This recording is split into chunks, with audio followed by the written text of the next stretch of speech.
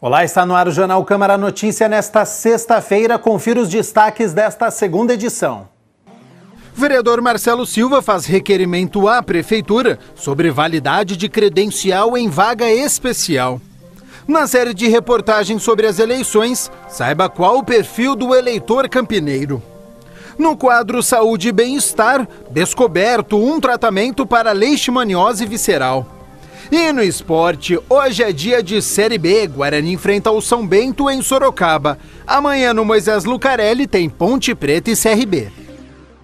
Durante a reunião ordinária de número 59, foi aprovado o requerimento de autoria do vereador Marcelo Silva, que pede informações sobre validade da credencial de estacionamento em vaga especial. No texto do documento, o vereador Marcelo Silva questiona o Executivo sobre a falta de informações de prazo de validade das credenciais de estacionamento em vaga especial para idosos. As pessoas têm que saber que aquela credencial ela tem validade por 2 anos. Então, se você concede para um idoso, nós queremos que conste lá a validade de 2 anos. Por quê? Para que a pessoa tenha ciência, né, do prazo que ela precisa para renovar. Então, nós entendemos que isso, na verdade, é mais uma intenção da INDEC para conseguir arrecadar as multas, né? Porque simplesmente vai ao fiscal, né? Ele vê a data que foi emitido e a pessoa, obviamente, na correria do dia a dia, o idoso acaba esquecendo que tem validade por 2 anos. Então, nós queremos que realmente conste na placa a validade de 2 anos, para que não seja mais um cunho arrecadatório da INDEC. O vereador contou ainda que um dos questionamentos do requerimento diz respeito ao período de renovação das credenciais. Para ele, o tempo estipulado atualmente não está de acordo. Isso é mais um questionamento que também nós fizemos. Queremos estender esse prazo para pelo menos 5 anos. A gente já vai por aquele lado, mais uma vez, a indústria da multa, né, tentando arrecadar cada vez mais, né, o destino das multas, enfim. Então, estamos aí nessa briga, nessa luta, para realmente que as coisas fiquem sempre claras. De acordo com o parlamentar, as denúncias da população chegaram diretamente no gabinete. Graças ao nosso relacionamento pelas redes sociais, as pessoas nos ajudam a construir o mandato e recebemos essa denúncia, fomos realmente averiguar e ver que realmente não consta, né? O que consta foi quando foi emitido. E obviamente que as pessoas se esquecem, né? Então nós queremos que realmente conste a validade de 2 anos para que a pessoa possa se atentar e aí quando tiver no final desse prazo ele vai lá e renova sem que haja multa. Nesta semana foi lançado um livro inédito que traz aspectos da psicologia transpessoal para o universo corporativo. Confira. Psicologia transpessoal para o mundo corporativo, fazendo com que as empresas sejam mais produtivas e eficazes. Esse é o tema do livro Desenvolvendo Organizações, uma abordagem transpessoal, lançado recentemente em Campinas. Um dos autores, que traz sua experiência como consultor organizacional empresarial, fala da proposta. Essa abordagem transpessoal nada mais é do que a gente olhar para aquilo que não é material, daquilo que está além do material. E aí, quando se fala em espiritualidade, o que é espiritualidade?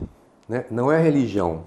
Espiritualidade você pode definir assim como um conjunto de ações, conjunto de regras, ações morais que levam o ser humano a ter uma harmonia, a viver de forma harmônica. O livro traz ainda valores construtivos que devam ser exercidos em uma empresa. Ética, transparência, pertencimento, né? E aí quando você fala em colaboradores, em funcionários, né?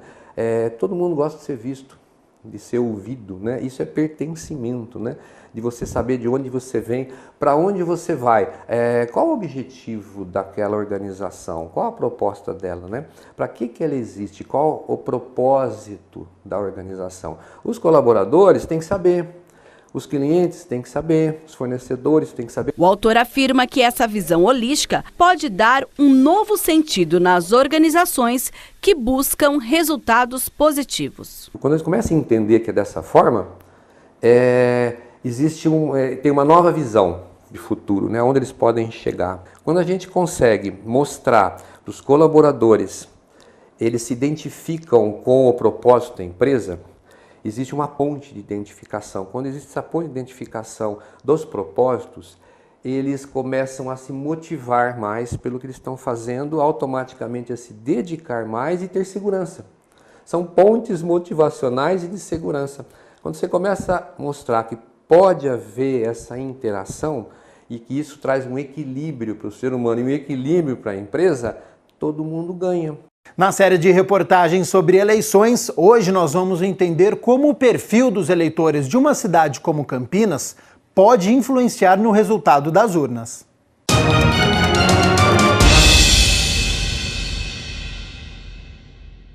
Estamos vivendo uma campanha nunca vista no Brasil. O termo polarização nunca foi tão citado, que na política significa divergência de opiniões entre extremos ideológicos, e tanto pode ser pública como dentro de determinados grupos. Essa realidade obriga os candidatos a se atentarem para detalhes que em outras campanhas estavam embutidos no quadro geral dos eleitores. Um exemplo, e falando de Campinas, a cidade volta a ser o segundo colégio eleitoral de São Paulo. O eleitorado de Campinas aumentou 5,1% desde a última eleição presidencial em 2014. Dos cerca de 1.200.000 habitantes, 850 mil estão habilitados para votar nas eleições deste ano, de acordo com o Tribunal Superior Eleitoral. Campinas sempre foi uma cidade muito importante dentro do estado de São Paulo. Eu acho que esse aumento só consolida a importância, né, desse eleitorado, da cidade, da pujança que Campinas tem dentro do estado de São Paulo, e vai ser importante para a busca de votos, né, principalmente para os deputados, né, estaduais e federais. Né. Depois de 12 anos, Campinas voltou a superar Guarulhos, atualmente com cerca de 815 mil eleitores. Perde apenas para a capital, que é o maior colégio eleitoral do país. Nós, mulheres, somos a maioria entre os eleitores da região metropolitana de Campinas. Das 20 cidades que compõem a RMC, apenas Engenheiro Coelho tem mais homens entre as pessoas que podem depositar seus votos nestas eleições. Mas como esses dados em particular podem influenciar no resultado das urnas? A importância, eu acho, do eleitorado feminino, nesse ano, vai ser determinante, né? A gente viu algumas manifestações impulsionadas principalmente pelas mulheres, né, nessa última semana. A gente tem uma parte do eleitorado feminino que ainda não decidiu, principalmente para presidente, está aguardando. Eu acredito que esse eleitorado está pesquisando para tomar uma decisão mais consciente do seu voto, né? E eu acho que isso é uma transformação, né? Uma mudança muito importante. Na opinião do cientista político, as mulheres deveriam participar mais ativamente da política, não só como eleitoras, mas também ocupando cargos públicos. A gente está falando bastante do eleitorado feminino, isso já é uma mudança, estamos falando da importância do voto da mulher, né? Eu acho que as mulheres estão crescendo essa participação, pouco a pouco. Eu acho que ainda tinha que ser numa velocidade maior, né? Ainda existe um machismo muito grande na sociedade brasileira, que eu acho que impede essa participação mais ativa das mulheres, principalmente nas cidades menores do interior, né? Mas eu acho que isso tá mudando, né? E acho que essa eleição de 2018 vai ser um marco dessa mudança.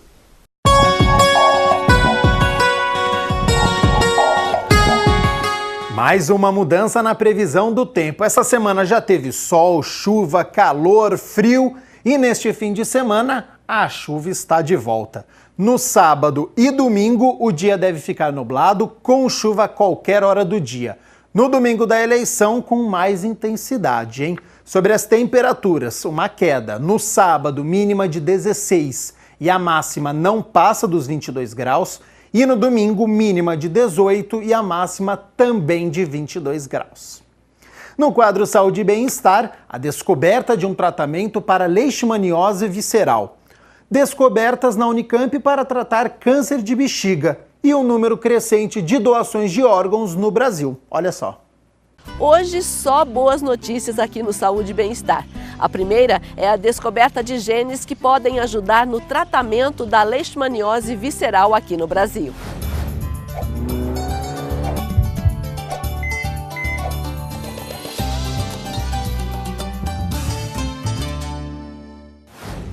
através da picada da fêmea do mosquito palha ou mosquito pólvora infectado que a leishmaniose, uma doença parasitária, é transmitida aos seres humanos.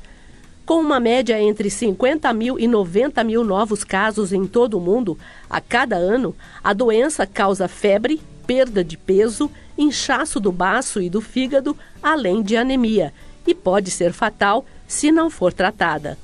Pesquisadores da Universidade de York, em colaboração com a Universidade Federal de Glasgow, a Universidade Federal do Piauí e a Universidade Estadual de Montes Claros, constataram que a ausência de 4 genes particulares no parasita que causa a leishmaniose no Brasil o torna menos suscetível a um medicamento oral chamado miltefosina.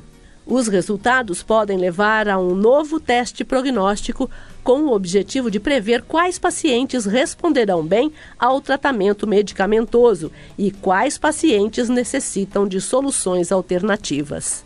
Uma pesquisa da Unicamp, Universidade Estadual de Campinas, desenvolveu um medicamento inédito no país capaz de matar as células do câncer de bexiga.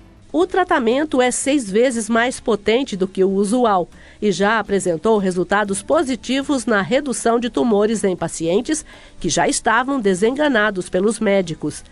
No combate a esse tipo de câncer, é comum a retirada do tumor.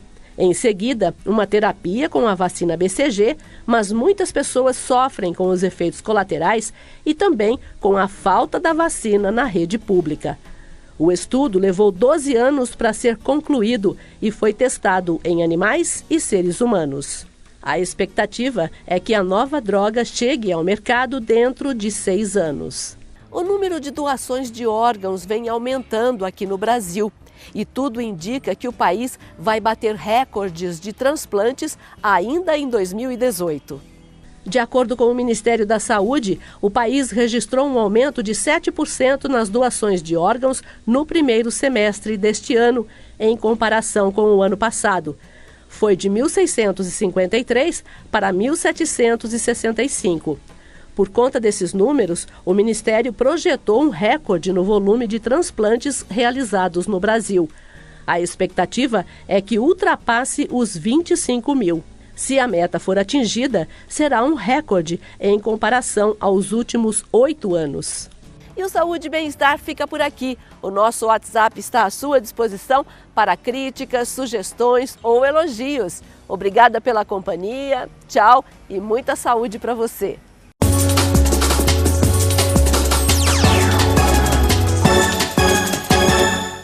Restando 9 rodadas para o término da Série B, a Ponte Preta tem estreia de treinador amanhã. Hoje, o Bugre vai a Sorocaba para tentar entrar no G4.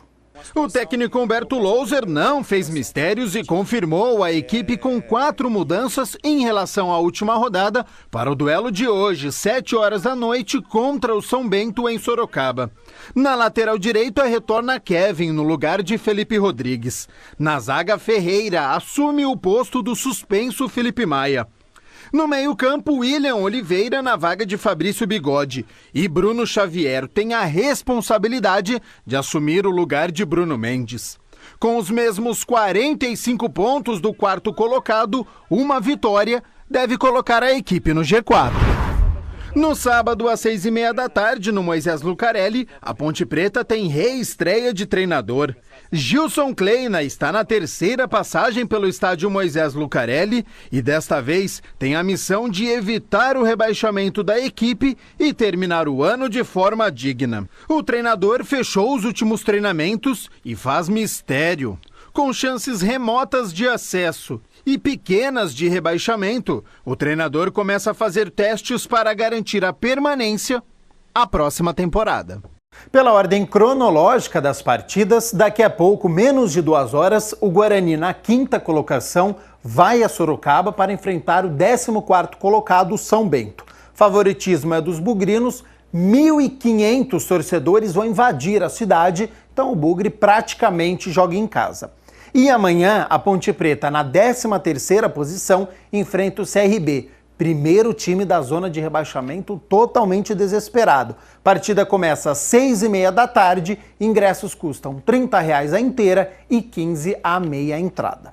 Falar de tênis agora? No Challenger de Campinas, o Tomás Bellucci venceu o chileno Marcelo Tomás Barrios no sufoco em 2-7-1 parciais 7-5, 4-6, perdeu o segundo set e 7-6 tie-break de novo no terceiro set. Na rodada da noite, o brasileiro Rogério Dutra Silva perdeu para o argentino o Federico Delbonis 6-2 e 6-1. Jornal Câmara Notícia fica por aqui. Ótimo fim de semana e a gente se vê no domingo às 9 horas da manhã na cobertura das eleições aqui na TV Câmara Campinas. Até lá. Tchau, tchau.